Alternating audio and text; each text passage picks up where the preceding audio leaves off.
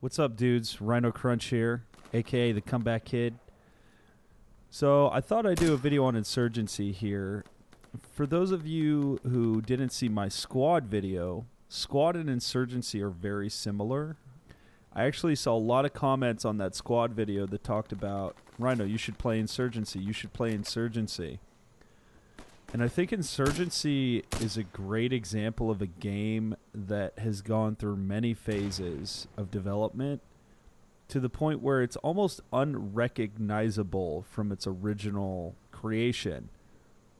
And so I'm going to talk about Insurgency today. I'm going to talk about some life updates. I'm going to talk about what the fuck is up with the YouTube videos. Basically why I've been absent, why there's been a lack of videos, etc., etc. Maybe talk about some fatherhood stuff and married life. And PAX Prime is coming this weekend, so let's just get right into it. So first of all, Insurgency is a great example of one of these games that when it first got released didn't really have a lot to it.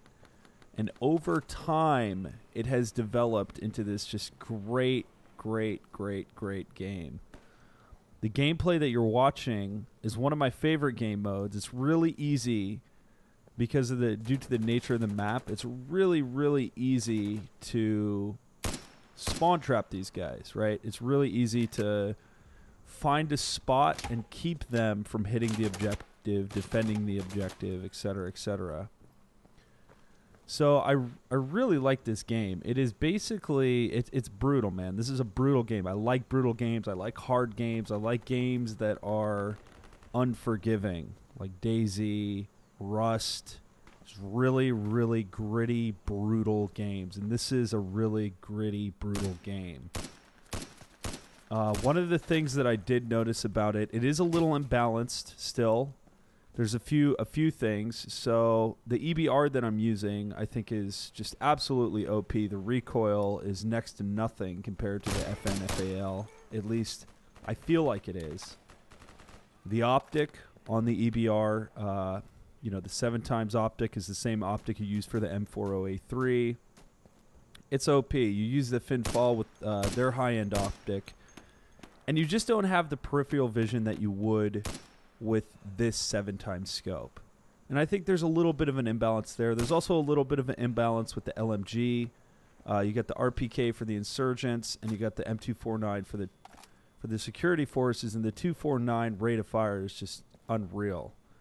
And compared to the RPK, it has a slower rate of fire. It hits harder, but generally, for the most part, 1-2 shots, these guys are going down anyways. So I don't think the caliber of the RPK is really relevant. It's more about the rate of fire. So I hope they continue to balance the game. I actually got a chance. I was streaming this, and I was streaming this game Insurgency on my Twitch channel, and developers hopped in the stream, got to do like an improv interview with him during the stream, and they do plan on balancing it and more future updates. And it's just an all-around great game. If you were into shooters, if you were into like realistic or authentic shooters, I love the sounds in this game. Just the audio is great. The particle effects of when you get shot, like the bullets hitting the dirt next to you and kicking up dirt in your face, or at least blurring your vision temporarily. It's pretty amazing. It's actually a lot of fun. And I played it when it got released, and it really wasn't all that. And coming back to a game that has been developed so much is just it's just awesome. And that brings me to my next topic, which is Rust. Rust is another example of a game. I've been playing so much Rust lately. The amount of development that has gone into Rust from the day one early access release, which was like a Dutch auction. I don't know if any of you remember, but Gary Newman was selling, I think it's called a Dutch auction, where they would sell copies of the game for $100, and then every minute the price would drop $1. But they would only sell 20 copies a day. So at the beginning of the day, they're $100. At the end of the day, if there was any keys left, you could literally get a key for like $1 or $2 if it went down that far. So, and Rust has had so many updates, and I'm thinking about doing a series It's just incredible. It's so incredible how far Rust has came. It is just unreal. It's a great example of how early access should be done proper. Let's talk about the YouTube channel. What's going on? Videos every week, videos every 2 weeks. I'm kind of slacking on the videos. My biggest thing right now, guys, is I've been streaming a lot on Twitch. I have been uninspired by YouTube, and I'm going to be 100% honest. I haven't had the desire to make videos because I haven't been inspired to make video gameplay videos. And when I say video gameplay videos that inspire me, I mean like great series like Wasteland, or, you know, these series where I can do an intro and I can kind of create a story. Whereas, you know, this channel has never been about making daily content. Daily, bi-daily, you know, 2 times a day. I just don't feel the need to spam YouTube with those videos. And I'm really curious, for those of you listening to this, you guys are my fans, you guys are, you know, you follow my channel, you support my videos, you support me. What do you guys think? I really would like to get feedback from you. What would you rather see? Would you rather see daily unedited videos of just gameplay, or would you rather see quality videos? What do you prefer? Why did you subscribe to this channel?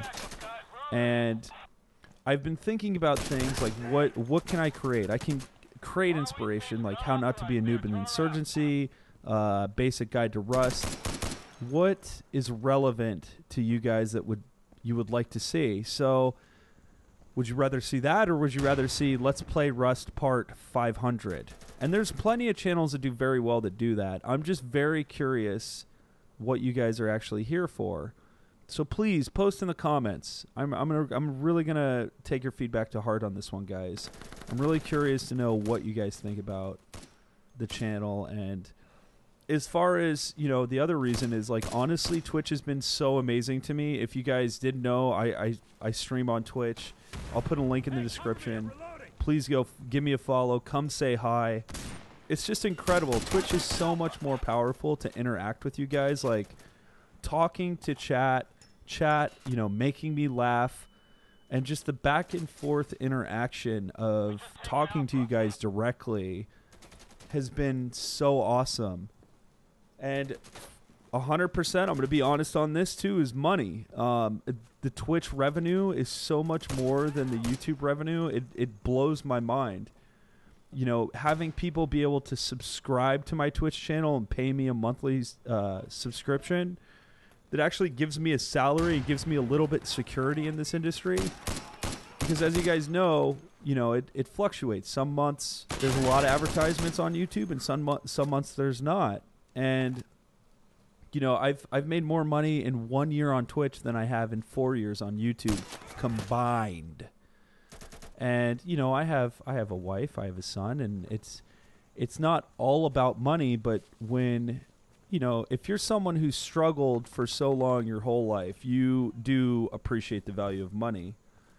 And it's not just that; it's a collection of everything. You know, not having any really good games out that I feel inspired to make, like, movies for, or, you know, like little short films for. And on top of, you know, Twitch being so good to me, you know, they've reached out to me. I've never really personally talked to anyone from YouTube with the exception of me reaching out. So that's really awesome. You know, I'm able to do these really great things like this survival event, this Ark survival event. If you guys didn't hear about that, I competed in an Ark survival of the fittest event where the grand prize was $10,000. No YouTubers were there. There was very few YouTubers. It was all Twitch. I'm also going to be in an H1Z1 invitational where the grand prize is already up to like $90,000. And this is from Twitch. And these opportunities are coming from being a streamer versus a YouTuber. And as much... I'll never stop making videos, guys. The channel's not dead. I'll never stop making videos. I'm just in a slump right now. I'm in, I guess you could say I have a sort of writer's block. I just don't have anything inspiring. So consider this a letter to you guys. I'm writing a letter to you to ask you, what do you want to see? You know, do you want to see the Twitch highlights? I got some great highlights on Twitch. I just feel like, you know, I don't want to spam you guys. That's why you guys have never seen an advertisement for my Twitch channel before I go live. I want to keep my content clean on YouTube and separate from Twitch. As far as when it comes to advertising and stuff, I don't want to, you know, you guys, I don't want you to click on a video. I'd hate for you guys to click on a video that says I'm live on Twitch now. That's silly. I'll never do that. So just give me some feedback, guys. Let me know what you think. Other than that, life is amazing. I have my newborn son. He's almost 5 months old. His name's Asher. Being a dad is so cool. Like, it is. I love being a dad. Watching a human grow from like day one to every day is just like, you know, getting his muscle memory and, you know, his hand-eye coordination, and just it's so cool. I love being a dad. Married life is good. It's hard. There's nothing easy about being married except the love part. It's easy to love your wife, but it's hard being married. So for those of you guys who are thinking about, you know, jumping right into it, it's nothing easy is about it. Me and my wife just had our 1-year anniversary recently, and it's awesome. I have such an amazing life, and I can't thank you guys enough for your support. I know a lot of you that are watching and listening to this came from my early days of YouTube, Bandit Diaries, or wherever you came from. You guys put me in this position. You democratically elected me to this job and said this guy's videos are good enough to where he deserves to do this for a living. And it was able to open up opportunities for me on Twitch. All the opportunities that I've had are 100% your guys' support. And I just honestly want to thank you dudes for all of your support. And I feel every day I wake up and I don't see a new video, or I don't have a video to post for you guys, I have a tremendous amount of guilt because I owe it to you. I owe it to you guys to produce the content that you fucking subscribed for. I owe you good videos. Okay, so that's the other thing. I do owe you the videos, but I owe you good videos. I don't owe you bullshit daily. You know, here's me, Rust episode 341. So I wanted to do this short little Insurgency video and just kind of do some updates. I'll be at PAX Prime. Go check that out. If you guys, anyone in Seattle who's going, hit me up. Don't be afraid to walk up and introduce yourself. I won't bite. And thank you, dudes. Thank you. I love you guys so much. Seriously. This is awesome, awesome, awesome job. I just need a little help right now because I got a little bit of a writer's block. And make sure to post in the comments what you guys would like to see the most. Would you like to see high quality or just daily videos, or what? Highlight videos. New series. Would you like to see full playthrough series? I think I might do a full playthrough series on Rust properly. And yeah, that's it, dudes. Just thanks again. I can't thank you enough. Make sure to check out Insurgency. This game is fucking legit for its price. I think it's like $20. There's no microtransactions. It is absolutely brutal. It's a lot of fucking fun. This game is a lot of fun. And I will catch you guys later. Peace!